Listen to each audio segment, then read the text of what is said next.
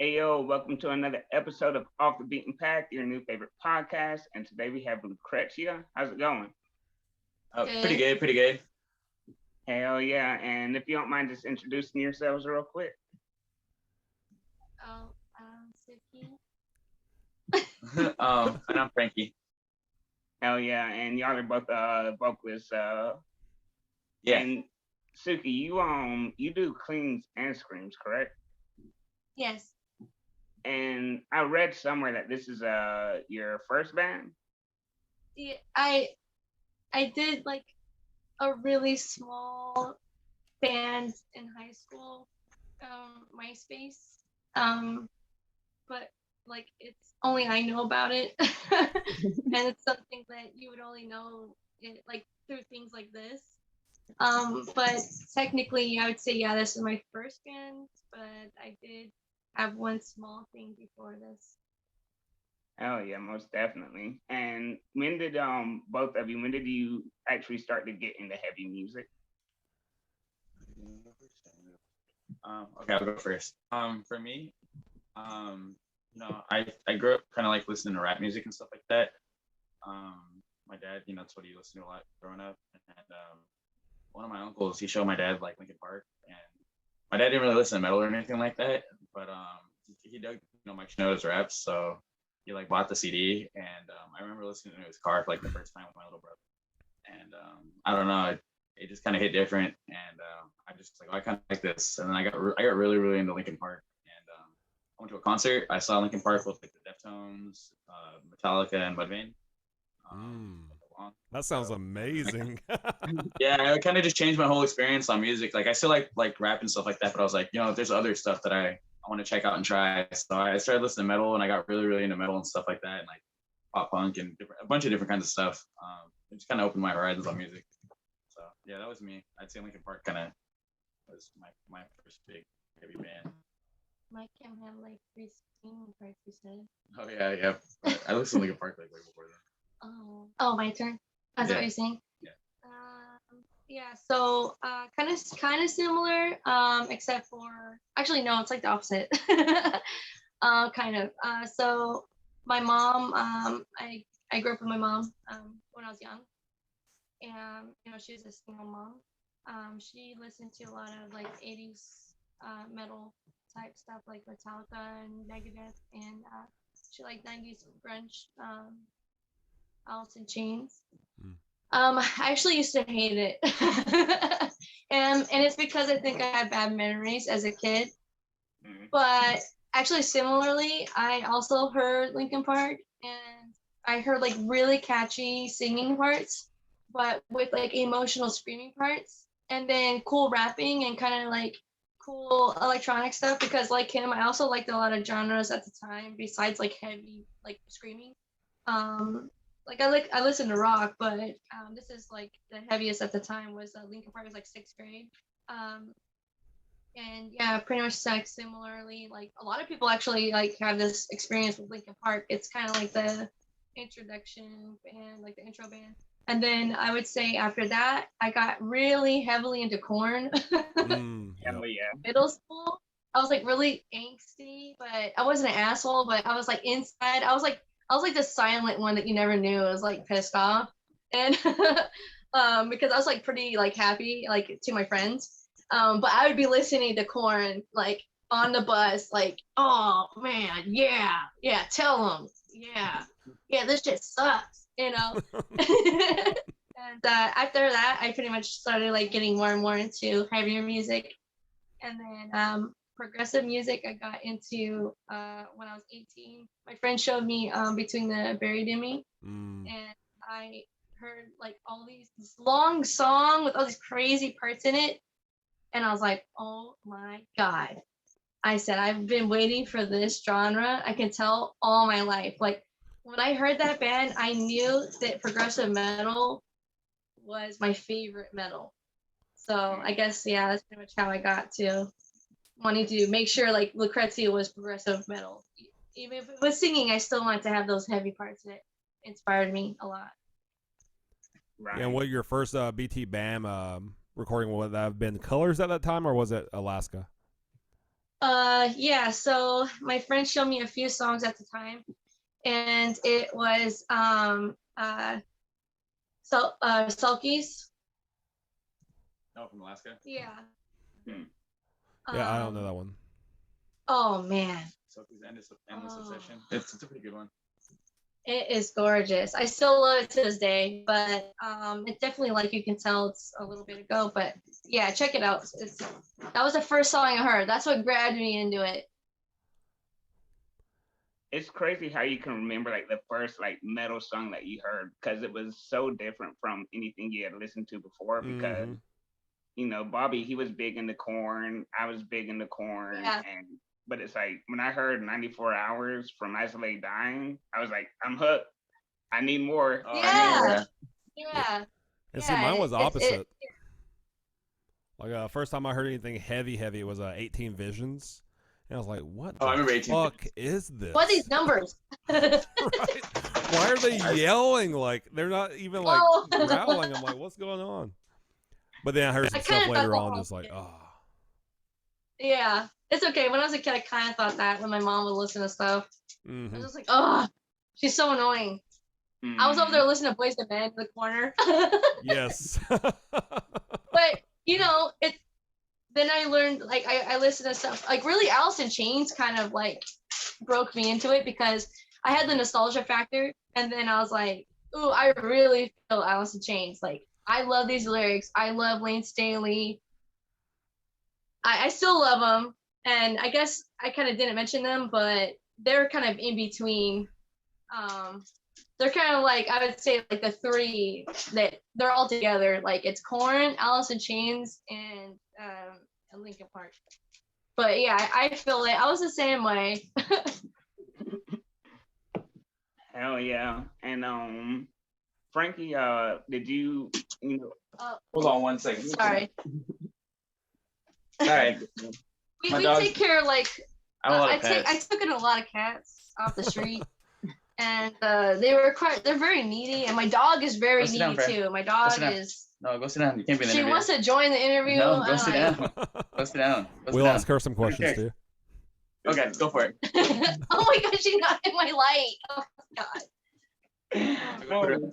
I think so because okay, give me 1 second. I think for some reason, she's really interested in what we're doing. I have no idea like why this particular thing, but she's just sitting there staring and like getting closer and closer. Huh? I said, I want to be on camera. She wants to be involved. Oh my god. She kind of is a ham though. I'm not gonna lie. She kind of is a ham. She just loves attention in general, but obviously she's a dog, so she doesn't know that's a camera here. But in a weird way, it's almost like she does know. Yeah. But why is mommy staring at this thing and talking to it? It has to be. Yeah, who's she talking to? She should be talking to me. All right, there we go. But anyways, yeah, we got her. All right. She's laying in my room now. Oh yeah. So she's so distracting. Before Lucrecia, did you play in many bands, Frankie? Yeah, I played in a couple bands actually. Growing up, I started playing music when I was like 11 or 12. I played guitar at first, and then I switched to vocals. Probably like by the time I played my first show, and I'd say I played in like two separate bands growing up. I played in like one band from like middle school to like the beginning of high school, and then I played in one band from like close to high school all the way up until like maybe right before Lucrecia. It was a band called Plagues of the Armada. We were like kind of like progressive tech death, and I did vocals with another vocalist that I'm pretty good friends with. Yeah, they're pretty good, to be honest. They're all right. I think they could have. I think Lucrecia is a lot better, but I like Lucrecia more, but no, that's just me. Well, I was impressed. And I heard you say one time I did that one for No, go ahead. No, go ahead. I was gonna say, yeah, we did that for a while, and I don't know, it got old, and I don't know, maybe Lucrecia, so. Well, none of the members really worked out too well, honestly. I was there, so like that's why I'm recalling it. I'm not trying to like steal anything, but they just weren't as dedicated, really. Yeah. And we had the same vision, we had the same feelings about music. Like, music is our everything, and I just didn't have the courage to do it. he had the courage and he showed me what it's like. And then he said, I can help you. And then I'll teach you. And then you can start your own project and I'll do Plagues Armada. And I was like, really? He's like, yeah, I believe in you. You can do it. And then that's what like got me to start it. But I seriously thought Plagues was like really good. I thought like he was never going to be in Lucrecia. It wasn't called Lucrecia at the time, but I was like, oh, he's going to be doing his own thing. I'm going to be on my own. But it ended up falling apart because they just weren't dedicated like we are now. And then after that broke up, like he's like, well, I fucking like progressive like metalcore. I want to do what I want to join. Like, let's do it together, basically. Right. And we were like, yeah, it makes sense. We both like would do anything for it. So how could it go anywhere but up, right? Hard work and try to do our best. And yeah, that's pretty much how Plagues happened in a way.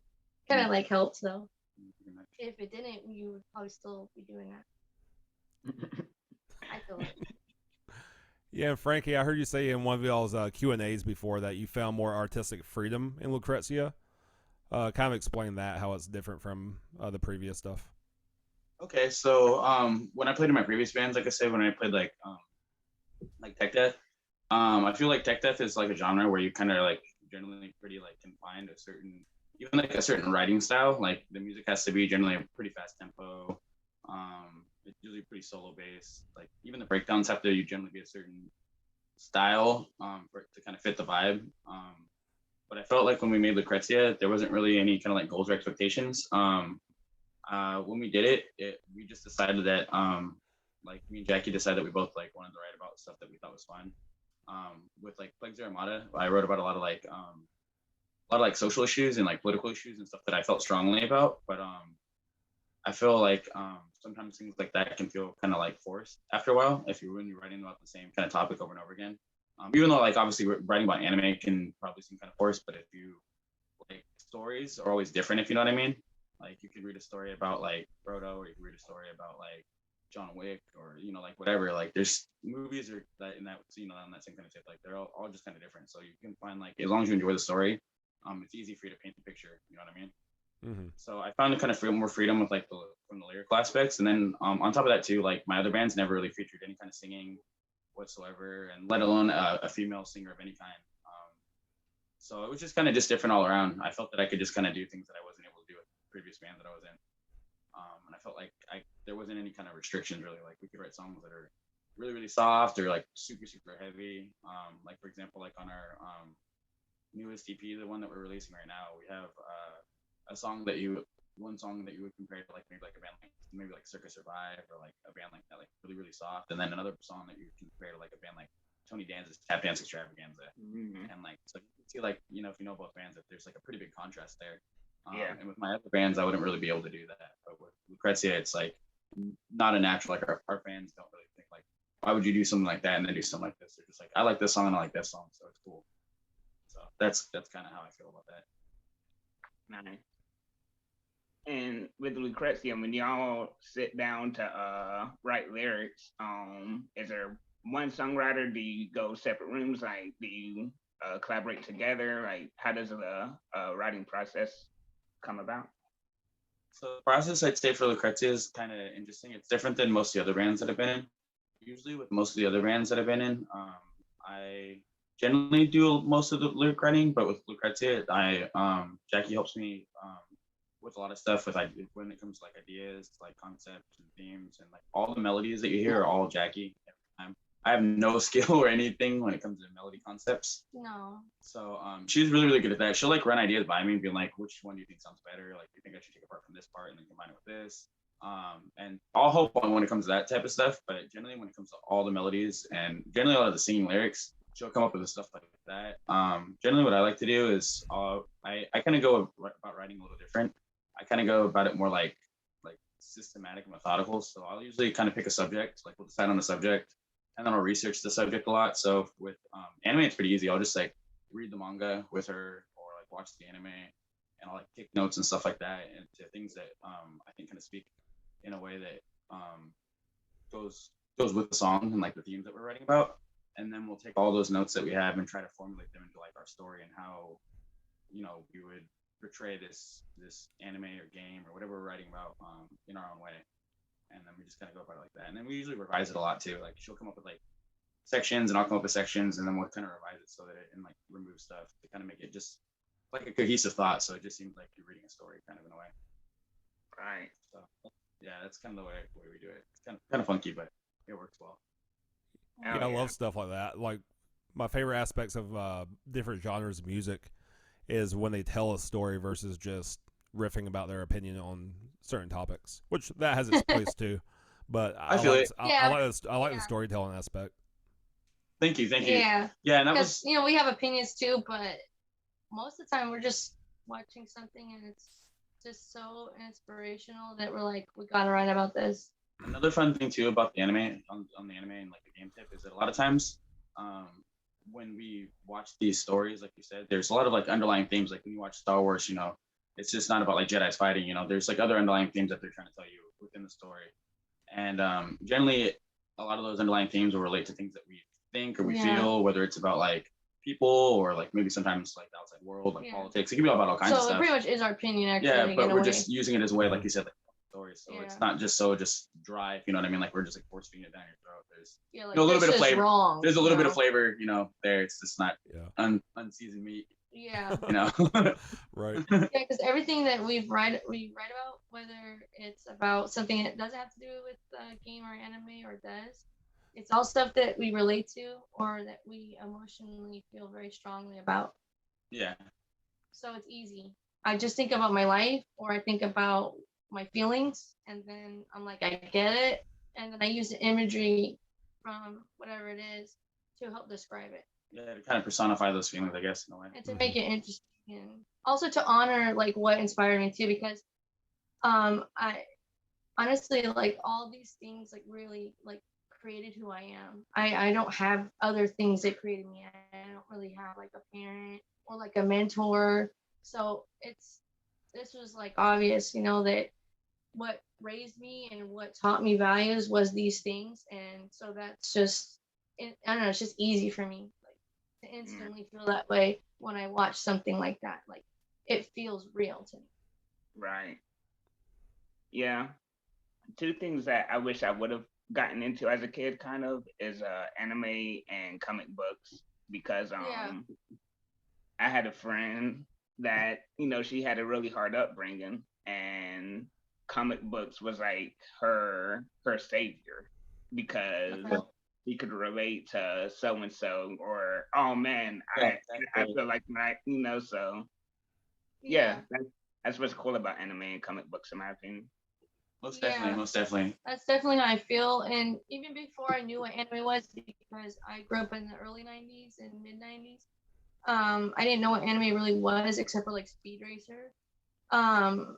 There was things like Power Rangers, like always doing the right thing and, trying to like help others and help those that are weak and be a voice for those who can't, just all that. Like again, it's not anime, it's a fucking live action Sentai. It's called Sentai, but they're in suits, and they all combine into a funny ass big old monster. But like as a kid, I was just like, yeah, we always gotta do the right thing. Like, what are you doing if you're not doing the right thing? I don't know. It's just like that was like my parent and my like my mentor. So I found that in like everything I watched, pretty much. Learn lessons through media. Yeah. And music too. Music's huge, just of course, music is definitely, I think, relatable for a lot of people. Yeah, I mean, I'm sure that y'all's music has helped people out, or if it hasn't yet, it's definitely gonna help people out, so. Thank you. I hope so. Yeah. You never know really until someone tells you, but that is one of my goals. So, when I do hear that, it's so weird to me and it's like unbelievable almost, but I'm sure I was that person though. I'm sure like I have felt that way about someone's music and they're like, really? And, it's just hard as a person who makes it to like understand that sometimes. Mm-hmm. but it's also good, to try to understand it because that will, give you motivation to It okay, does let me help. put the message out there because It does. yeah.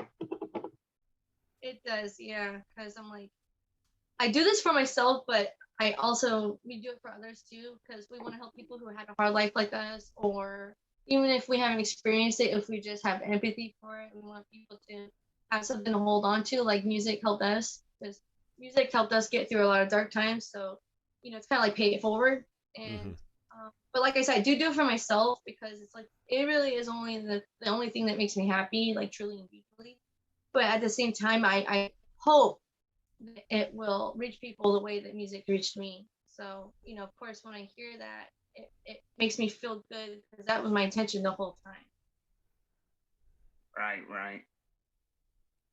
That's kind of like the big payoff of it too, like put your heart and soul into it. First, I guess you want people to think, "Oh man, this sounds really good, kick ass."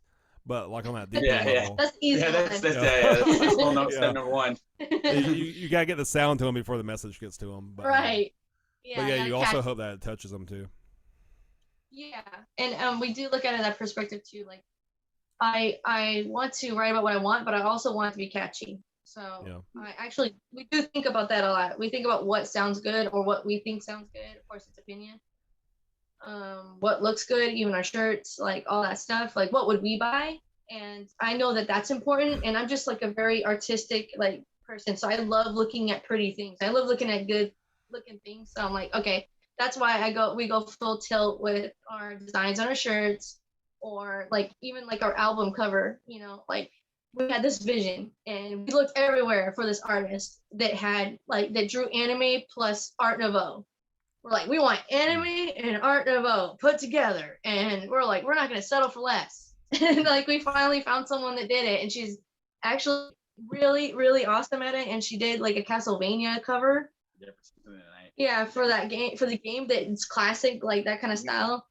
And I don't even know how many people will buy the hard copies of it, but we just like went all in on it. So yeah.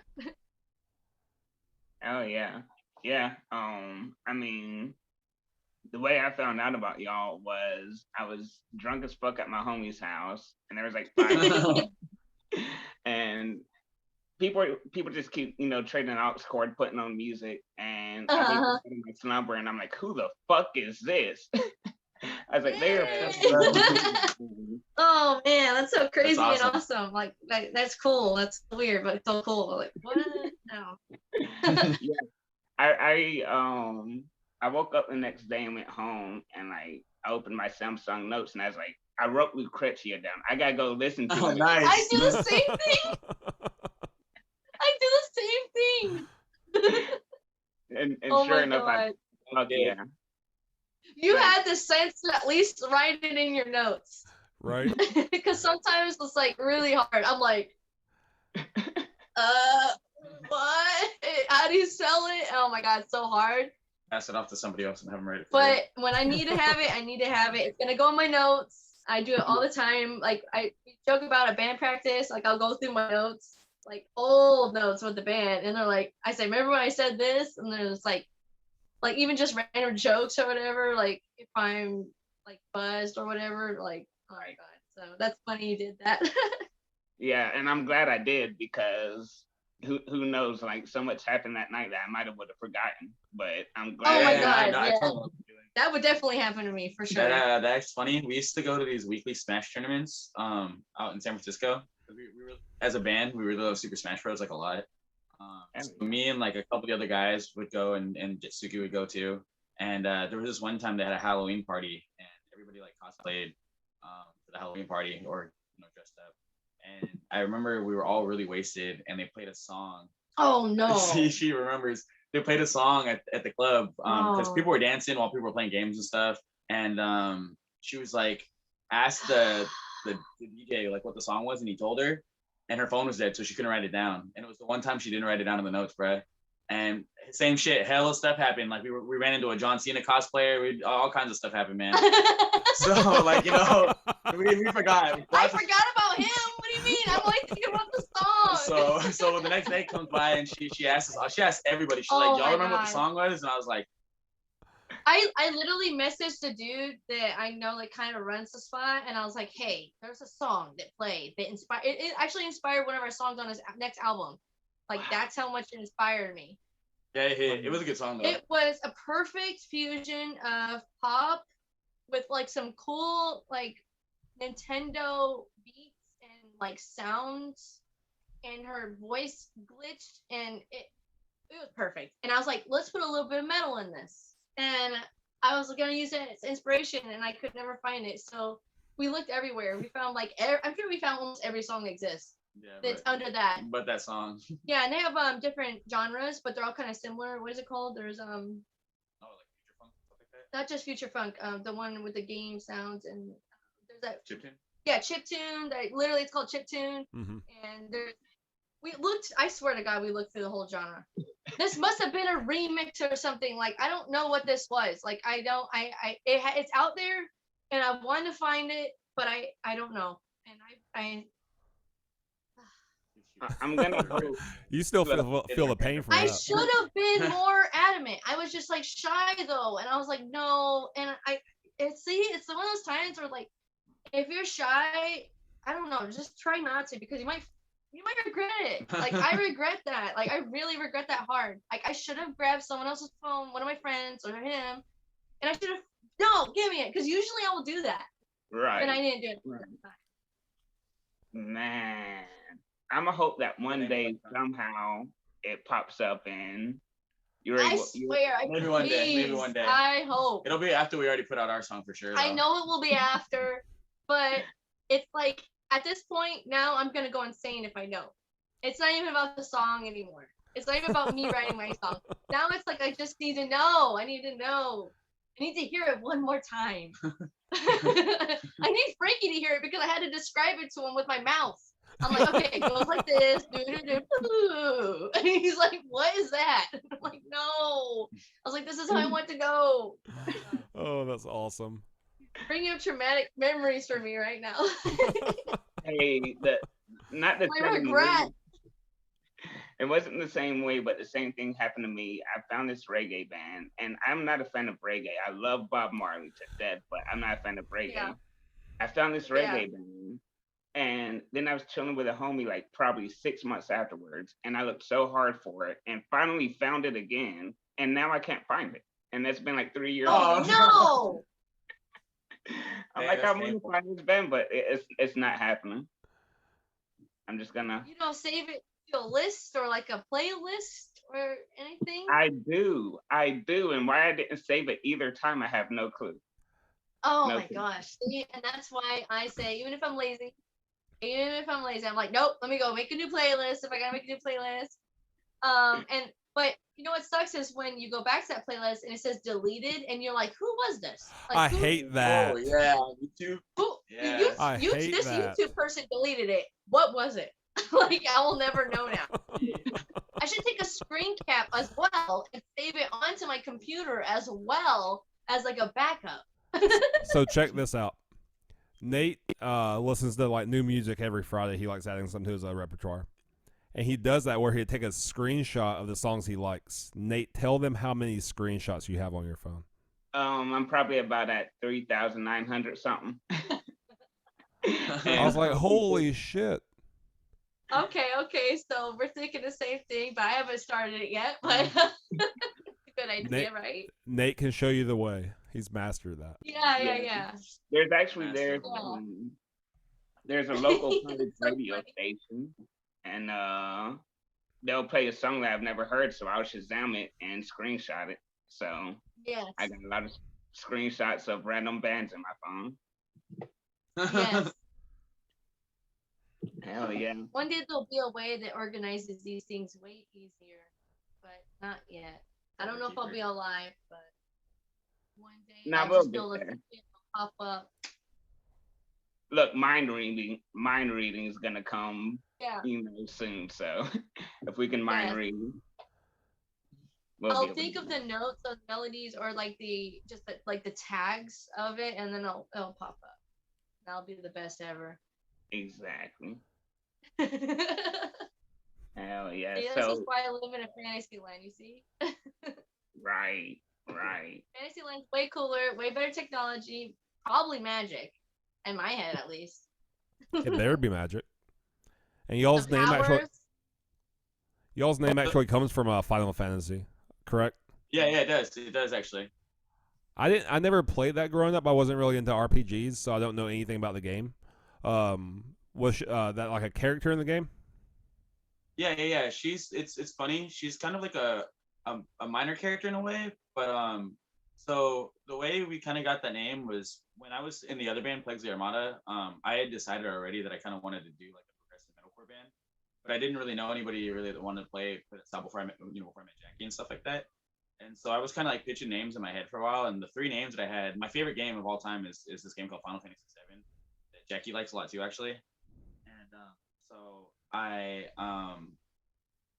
just decided between this character Aerith, this character Lucrecia, or this town called Midgar. And for some reason, Lucrecia just seemed like it rolled off the tongue the best, in my opinion. And I already really liked the character because her story is kind of sad and tragic. So it kind of had a cool vibe. And when me and Suki decided, like, let's make a band, she was like, well, what are we gonna do for the name? I just pitched the idea. I was like, well, I had this idea for Lucrecia. I know you like Final Fantasy. I was like, how about we make some music about Final Fantasy name Lucrecia? That was like our first idea before we just expanded to anime. We're like, let's make some Final Fantasy songs. And so we just decided to roll with that. So I said, oh, Lucrecia, yes, that will look good in gore font and in cursive. Perfect. Yes, because that's us. And then Hell yeah. See, I think that's awesome to be thinking about the marketing even from the very beginning. I want it to be pretty and feminine, but also like pretty heavy, because that's what we were gonna do. So it was important to me to kind of think of that. Yeah, the logo. I feel like it's your first impression sometimes. We put a lot more work into the logo than we probably should have before we had any actual music. It's kind of funny. But when we made the logo, like she said, she thought that the name would look cool, like fonted up. And so when we came up with the idea, like, okay, she's like, let's do a gore one with a cursive one. And then there's this fighting game. I don't know, maybe you guys have played. It's called Blaze Blue or Blaze Blue. It's people who made Guilty Gear. Have you played Guilty Gear? Okay, so those are like really awesome fighting games. Yeah, they're like top-notch fighting games. I'm not like he plays more fighting games than I do, but that's my favorite. Yeah, it's Guilty Gear. The company that made it, they're the same people that made the Dragon Ball FighterZ game, if you know that game. Yeah, I've never really played. That's all good. Well, they make really, really, really good fighting games. Yeah, if you don't really play fighting games, I would suggest those ones, to be honest. I'll go get the game actually. Yeah. But pretty much when we made our logo, we decided that we wanted people to be able to tell like lots of different aspects about the band. So the glyph that's behind our logo on a lot of the designs, we thought it had a very RPG-like look. So we thought maybe it would give people like this like kind of like mystic otaku kind of vibe. But the actual design where we got it from was from this game called Blaze Blue. I'll show you guys real quick. So you can see. Yeah, so there's like this guy who like, there's actually people who like literally draw GIFs, like glyphs in Japan. Like there's Full Metal Alchemist. There's the anime called Full Metal Alchemist, and they have to do alchemy on the ground, and there's like glyphs on the ground. Like there's people actually that are like artists of glyphs. And so this guy, I'm pretty sure he's like a famous artist, or at least he's done a lot of glyphs over there. And it's hella funny to me because I'm like, how do you keep up that work? Okay. Like how do you keep the glyph work going? Like, okay. Who's buying all these glyphs? So I don't have my phone, so I can't show you how it relates to Lucrecia, but as you can see, you might be able to see it. But the way the logo's stretched, and then like the glyph that's kind of behind it, that was kind of our idea. And the name's centered. Yeah, with the way the name is centered, we kind of decided to do it based kind of around this logo. Yeah, it's probably really blurry, but you guys can look it up. Yeah, but it's called Blaze Blue. But yeah, we really love the game, love the design, so we're like, let's do something like that. It's like super like over the top. Like there's like lines everywhere. It's kind of like the logo kind of looked like metal font though when I looked at it though. So I was like, oh, this would be kind of cool. And we thought the glyphs looked really cool. I've always liked glyphs. I've always liked them. I've always liked crop circles. Dude, I got obsessed with crop circles when I was in like middle school. It looks good. They look good. They've got the circles with the circles, and it's like, what's going on? Yeah, you see them on like A&E and like the History Channel, and you're like, they're fucking here. Yeah. How did I get there? Then I saw some kids with the plate. And I'm like, you son of a. How could you betray me? Y'all have talked I thought about these were aliens. Oh, sorry. Humans did this. Boring. Oh. Once again, the world is proven as boring. No, I was kidding. Go ahead. You crack me up. Y'all have talked about Smash and other games. What would you say is your favorite video game of all time, if you could choose? Okay. She's kind of hard at thinking, so I'll give you my two off top. I'd say like my top like 2 or 3. My favorite RPG, I'd say most definitely is Final Fantasy VII. My mom got me into like JRPGs when I was like really really young. I used to read. I don't know if y'all know those books, but they're choose your own adventure books. They'd be like the books where you'd like. Oh, okay, they're the like old ass books that had back in the day where you'd like kind of choose the outcome of what would happen in the story. So you'd like pick one answer. It says go to chapter so and so. If you choose a different answer, go to the page. You like die in the middle of the story. You could die, then you're like, oh, okay, I'm going back. Yeah. So when I was like a hella young, I used to real lot those books a lot, man. So I did too.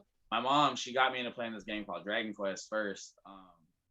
It was like one of the first RPGs, but she was like, oh, this is kind of like choose your own adventure book. So I just got really into playing RPGs. How'd she know? I don't know, but she told me, she was like, these are like playing choose your own adventures, but like a game. So I was like, I was about them as a kid. So I played them a lot. And then I got Final Fantasy VII for Christmas. And most of those games at the time, they were all like really like medieval fantasy based, which is like, for like, especially for like Americans, like maybe for Japanese, it might be like kind of like different, but for Americans, like that's like super, kind of generic kind of in a way.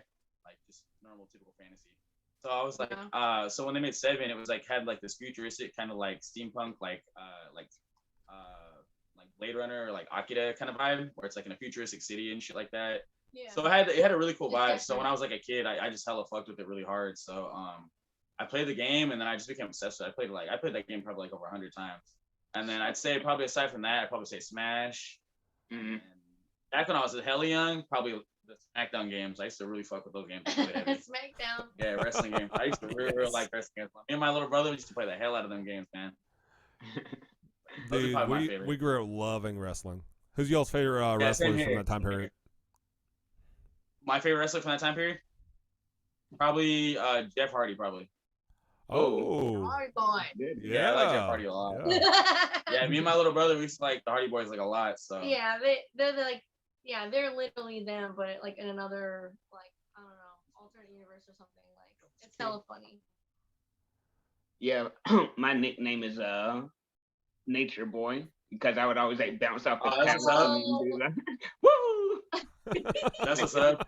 Yeah, Jackie. A lot of times on stage, she'll like pop off with like wrestling quotes because we. I mean, it's hype. Yeah. It's like it's easy for like because like who doesn't? I don't know. I just feel like it's super hype. Like their quotes, their things they do is so hype. So yeah, it's like natural. One of our best moments on stage. One of our best moments on stage that we had was right before the pandemic. We played this show with Lucrecia and Issues and a bunch of other bands, and we played at like one of the biggest venues in our town. And it was like our first year as a band, so it was like pretty big. Was that the show at the Brickyard? Oh, it was at the Regency Ballroom. Oh, okay. San Francisco, yeah. So it was pretty hype. And I think if it's like 2,500 people, it's a pretty big ass venue. One of those, so, 35. But so it was pretty crazy, and we got to a lot of shows there and stuff like that. And when we got on stage, a whole bunch of like our homies and family and stuff, and people all these people we didn't know too. And people we didn't know, yeah. Like a lot of people we didn't know. They cheered for us and stuff like that. And then Jackie picked up the mic, and rather than say check or anything like that, she just yells, "Give me a hell yeah!" like Stone Cold, and everyone just yells, hell yeah. Everyone yells, "Hell yeah!" Like everybody in the room pops off with that, and we're just like, "Oh shit!" You're taking a risk. This is crazy. Taking a risk. This is pretty hype right now. When I say that, and I take that risk, I could get nothing back. And exactly, it's scary. My life, but I say, let's do it. And then thank God every time I say a quote. They say it because they're all different. I've done different ones, but thank you fans, thank you. You like the same things. I don't know what's happening, but great. Yeah. Yeah, that is a risk, but hey, at least it's paid off every time. So that works. Oh man, it was crazy. Like when you heard how many people like said it back, I was like, whoa, what? Oh, okay. Yeah. That was a trip. I said I expect like maybe half, but it literally sounded almost like the whole room. It was so much. I was like, whoa. I just had one of those moments. It's like when you start the clap. It's like when you start that clap, it's that moment where you're like, whoa. Yeah, I've I've been on stage where we clap and no one's clapping. It's like, oh shit. Yep. Anytime I start a clap, I'm like going ham. I'm like, yeah. Yeah, I used to point people out. I'm like, you bragging about motherfucker, you clap. Oh yeah. Like confidently as hell, but thank God You have that's to. also worked for me too. I think I'm lucky with timing is what it is. Yeah, it is a big timing thing and 100% Oh. confidence. You know. I think so too, actually. Because every time I done it, even if I don't feel confident, I just like pretended. Like, fuck it, go in. You have to. I just You think can't of be like, can I do charisma. that? Yeah, exactly. I think of the charisma that goes behind that, and like the person who originally said it, and every time they say it, it's like usually electrifying, and I think that's so awesome. Hell yeah. I think one cool thing about y'all, since you're built on like a pretty, it's broad, but like a pretty specific aesthetic, like with your anime and video games and like kawaii core, I think you've really found your tribe of people that have very similar interests of you aside from the music too. Most definitely. Yeah. There's people that say that they actually were their first like metal band, like Linkin Park status. So it's like, whoa, really? They're like, yeah, I never liked screaming before, but I'm like, oh, I helped you see the same thing I saw. Like, wow, that's pretty cool. Yeah. Nah, it's beautiful.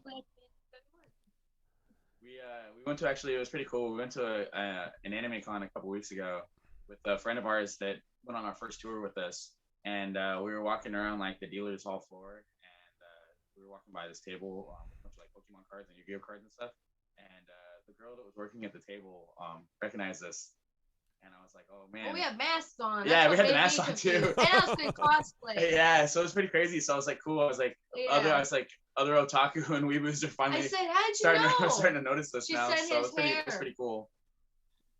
Yeah, it was pretty awesome. Yeah, she told us she was going to our show too, so we're looking forward to hanging out with her. I was like, oh, you're Lisette on Instagram?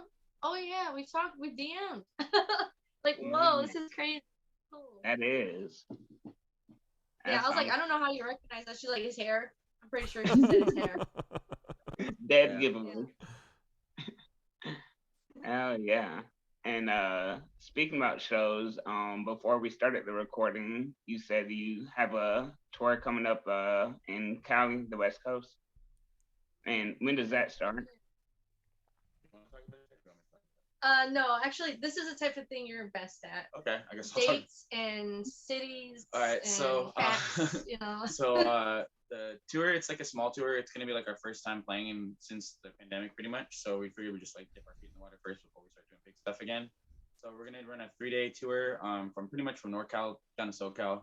And it's gonna start on February the 4th and run through February the 6th. And the cities will be the following. It'll be the first day will be Cupertino, California, which is pretty much in like San Jose, over at the X Bar. And then the second day will be Sacramento at the Den of Sin.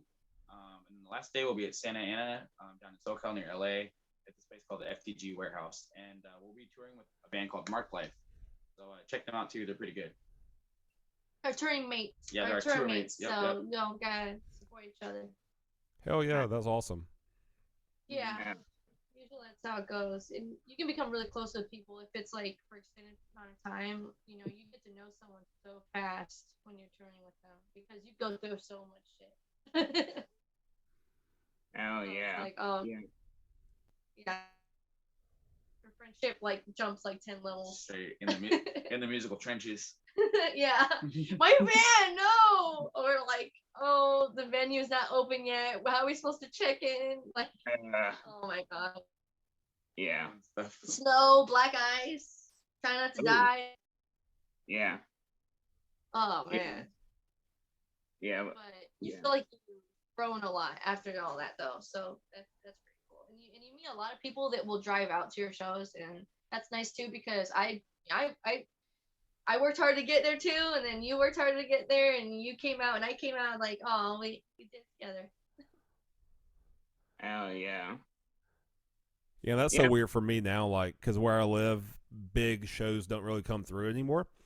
So it's at least an hour and a half to see anything decent, typically like 4 to 5 hours. But we grew up like 45 minutes from Atlanta, so like everything came through. So within an hour, Yeah. like we saw anything we wanted to see. But now it's like, That's the only damn, place like I've this been. band's like 6 hours away. I can't drive 6 hours for a show. Yeah, that's basically us going to LA, basically. Yeah, that's rough. Yeah. Yeah, that's hard. I've gone 6 hours for a show before, but it's not a reoccurring common thing. It's like has to be something I really like. It's not coming through to NorCal, and it's Like, I may not be able to see it again. Yeah, so they're like, we're touring one more time. Like I think when they did the Swan Fest, like the first one down in SoCal, we went to that because we were hoping they were gonna have it up here, but they did it in LA. So we're like, okay, and it was a lot of really good bands on there. Don Bronco. Yeah, and we got to see like we got to see the Guitars from Volumes too before he passed away and stuff like that. So it was pretty cool. Some stuff you probably never get to see again, obviously. So. Yeah, thank goodness. Sometimes because then when they gone, you're like, wow, that sucks because there's been times where I haven't seen them and they passed away, and I'm like, dang it, I should have just went. I should have went. I should have just bucked up and went, even if I was tired or whatever, because now he's dead. I messed that up. Rest in peace. I try to make sure that if it makes you feel that way, then I'll just do it. Yeah. Just I regret that. Yeah. But and y'all said y'all were working on an EP. Yes. What I guess what plans do you have for 2022, and what do you want people to get from this EP if they get anything? Not for plans. No. Okay, I'll go with the plans part now, and I'll let her take over the second part. So as far as the plans for the EP release and like what we got going on for 2022, currently the EP's obviously it's finished. It's been finished actually since the summer I think of like last year, but we kind of wanted to do something a little bit different than kind of drop it. I found out through like research that just kind of like just releasing a CD, although it does get traction, you get less traction since people kind of get it all at once, and it doesn't really leave much left to be desired after people kind of get their fill of it. So I found out, and with small releases, that kind of releasing things individually kind of works a little bit better. And especially when you're doing music videos, which is what we plan to do, kind of get a lot more out of them. And they're a little bit more work, but they're a lot more fun to do. And visually, like they're more appealing, and they're just kind of all around just a better experience for both the watcher and the listener. So we decided that for each track on our EP that we were going to make a video of some kind, and release them like almost kind of like episodically, like every like 2 or 3 months. This most COVID. Yeah, this most recent one we had a little bit of trouble because we had the plans ready, and then these different COVID variants come up, so we have different rules and regulations on how we're allowed to film and like how many people can be on set and stuff like that. And unfortunately, the second video that we decided to do, this upcoming one that we're getting set to release soon, out of all the videos that we're going to do for the EP, it's probably like the biggest one. Like it has the most locations, the most like different outfits, the most cast that we need. So it's been a little bit harder planning than we thought it would be.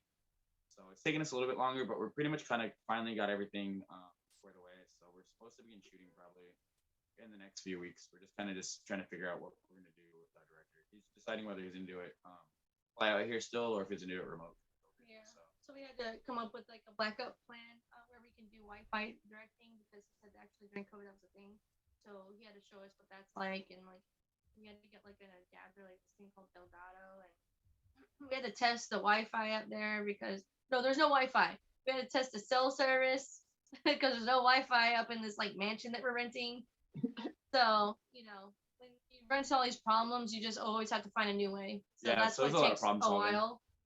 And then he got sick, not with COVID, but with some other personal things, and it's just a lot. Like things keep happening pretty much. but you just gotta find like a new way around it. Unfortunately, it delays it, but yeah, like you said, we're almost done. We literally only have a few more things just to kind of make sure, and then we can set the hard date for recording. And it takes a few weeks usually to edit, especially with something with so many scenes and places because it's a story-based video. Yeah, kind of like Tatuadoki. Yeah, we're gonna have like we have extras, so you know that's already something. We're all in costumes, and then we're be like in a jail cell, and then yeah, it's a lot.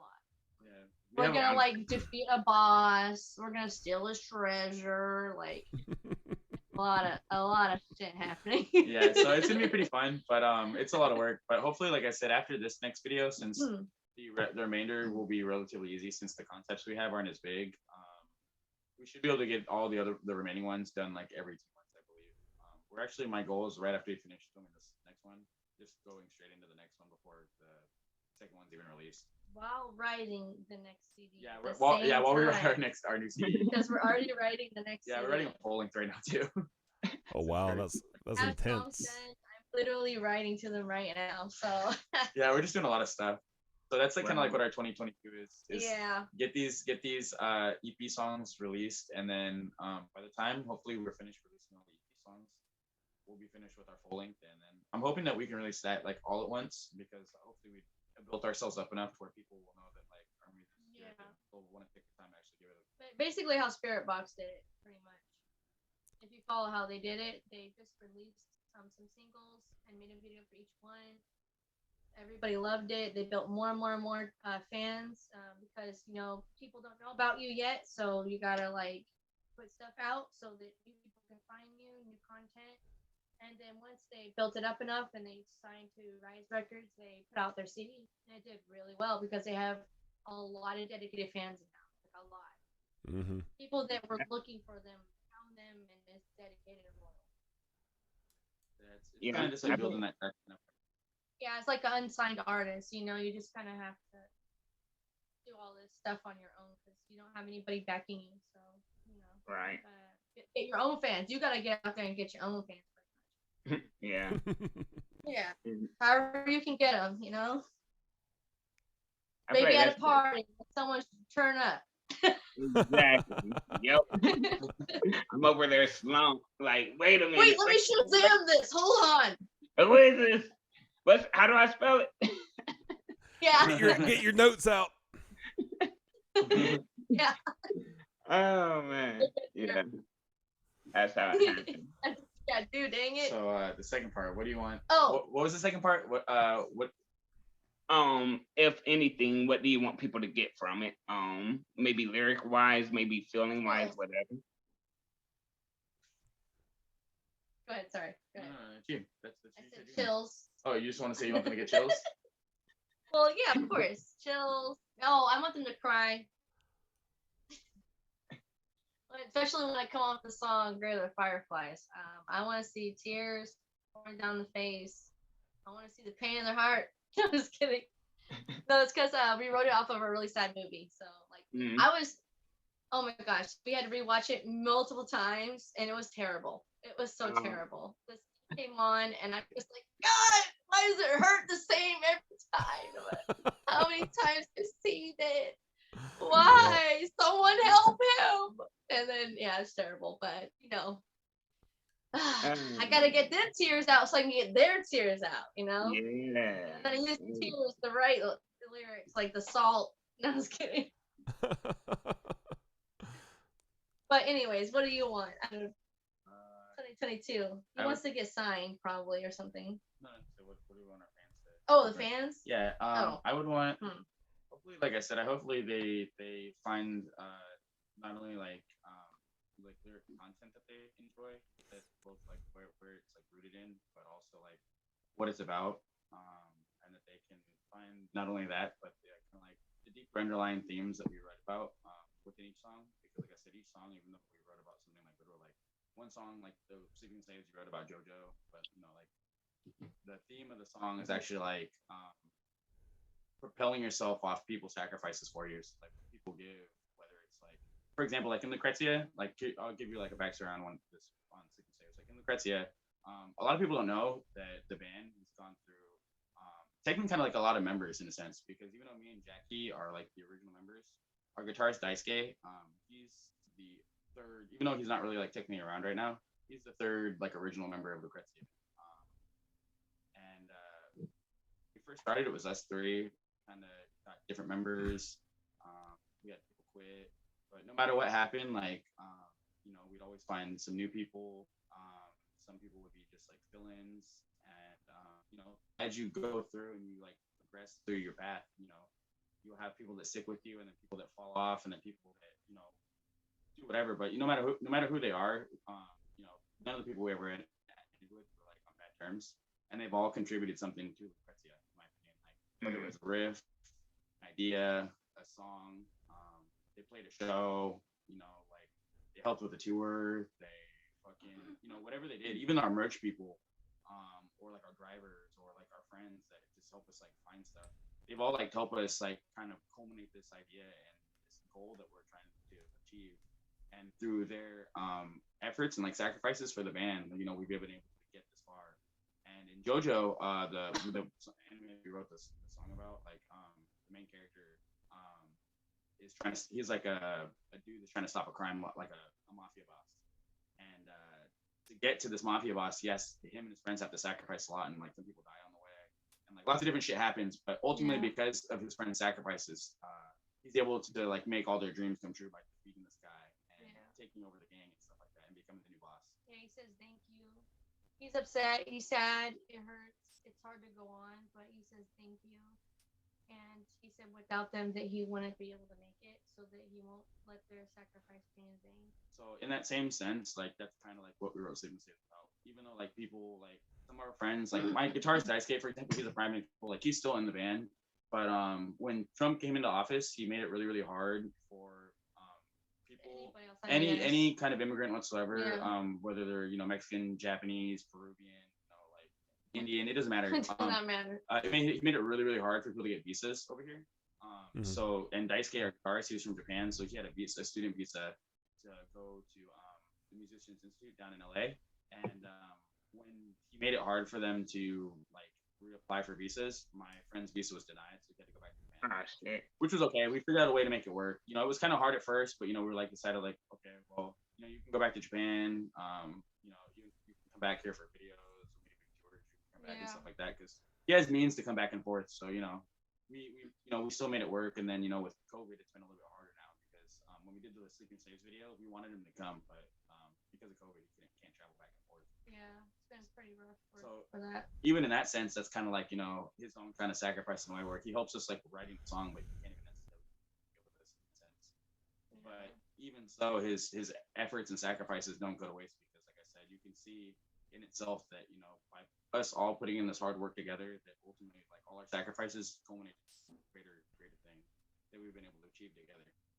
And that's whether it's Daisuke or anybody that's in the band. So, and luckily he also has a band over there that's doing really well. So yeah, nobody feel bad for him. He's actually like really famous over there. Yeah, and he helps a lot of idols over there. Like he's everything. He's like ghostwriter. He's he's ghostwriter. No, I was kidding. No. But, no, I'm just kidding. Sorry, I had to do it. Oh, I love it. But so that's kind of like the gist. That's kind of the gist of the song, though, is that like, you know, like ultimately, like I said, through all these different people's sacrifices, we've been able to get this high so far, and like ultimately, you know, it'll keep going that way eventually, because, you know, I don't think that obviously everyone's always going to stick around forever. People, you know, lives change, goals change, things they enjoy change, you know, like so I don't expect everyone to stay forever, but even if they do leave, that, you know, whether it was for a short period of time or a long period of time, it still meant something, and it still helped us in some way, shape, or form. And I hope that like every one of these songs kind of have like a theme like that. So I'm hoping that people will kind of gather what these almost like secret messages that we put in the songs, of like what we were feeling, and maybe they can relate to it too. Yeah. But yeah, that's kind of what I'm hoping that people will take. Okay. A couple of past songs at least. Yeah. Antipathy, Dismay is like 100 time, but they got a lot. There were some people that messaged us that said they related to lyrics and they felt deeply about it. It's about losing someone. So nice that some people can get that out of it. Although I don't mind if they just enjoy it. If they just enjoy it, that's fine but too. But it's nice that someone sees the feeling. Yeah, because we put a lot of work, like I said, into the lyrics. Because we come up with ideas for the song, like how we want the songs to sound, and like the progressions of the songs, and like the tones of the song, whether it's a softer, or heavy song. Like me and Jackie kind of, we decide everything, but we don't actually like create the music. Like we're not the guy with the guitar singing it. Like choosing a lyrics, like, that's like chorus, like that's their job. No matter how much of a part we have, but lyrics, like I feel are kind of important. That's stuff that me and Jackie we create that with our own hands. Like we choose like what words to say and like what to choose. And that's us. So that's what I hope that people get out of it. Fuck yeah. Great explanation, in my opinion. I love it. What's up, boss? Wait, what happened? I'm sorry. Nate, you look super snoozed. Repeat that again? Oh, I said it was a great explanation, in my opinion. Thank you. He's like really good at that. Thank you. No, that was really good. What happened, Bobby? I said you look super snoozed. Oh, nowadays I'm drunk. Oh, okay. Well, I'm hoping to get a beer after this, so. Hell yeah. Hell yeah. Drink one for me. Go to the corner store, get me a nice double IPA. Ooh, hell yeah. Making it through this week because my job, my day job is hard too. So I got Lucrecia and I got this day job. So I was like, I deserve it today. Yeah. Hell yeah, you earned that shit. Hell yeah. Yeah. Oh my gosh. This has been fun. It's been beautiful. Thank y'all for y'all's time and thanks for coming on. Yeah, thank you. It was a lot of fun. Yeah, this has been one of the more like easier in the sense like interviews because I have a hard time with them just because I don't really like the camera too much, but I've had some interviews where it was like really awkward and yeah, I don't know. It was just difficult in so many senses. I don't even want to talk about it honestly, but it kind of made me wary of interviews. But this felt like more like I was kind of chatting with friends. Yeah, it was really chill. I enjoyed it as well. So thank you guys for that as well. Yeah, appreciate the kind words. Definitely, it was fun. Yeah.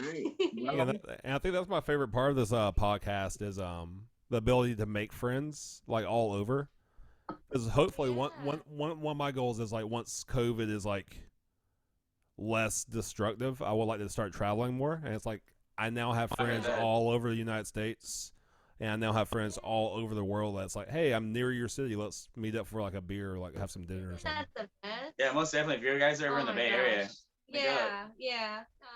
Definitely. The Bay is all pretty close to each other, so wherever you want to visit, if you want to go to SF, it's all pretty close. Sweet. I wanna ride in the Cadillac listening to Too Short and E40 in the Bay. I hit it. Okay, play East Oakland. Okay, well then you need to go to where we live then. Yeah, that's where we live. That's Oakland. Oh, got you. Oakland, exactly. Yes. All right. Well, I still want to do that in that area at least. All right. Yeah. Yeah. There used to be like cool car shows here, but I don't know if I've seen one in the last few years. They do where? Like deep in the east. Hey, if I'm in the Honda Accord listening to Too Short and E40 in Oakland, I'm cool with that too. Okay, as long as you're in Oakland, listen to E40 and E40 and Too Short, it's no good. E40. Oh my God, like Triple Fusion dance. Oh my God. But yeah, as long as you're in Oakland, listen to E40 and Too Short, you're always good. Yeah. There's like a lot of breweries over here too, and there's the ocean, which it's like not that great, but it's here and. Good ass food though. I'll tell you, good ass food. Yeah, a lot of good food. Yes, lots of good food. That's what I really love. Come on. Nice. But yeah, thanks. Yeah, this has been fun. Bobby, if you don't mind, at least people know what to do. Stay black, motherfuckers. Don't be whack.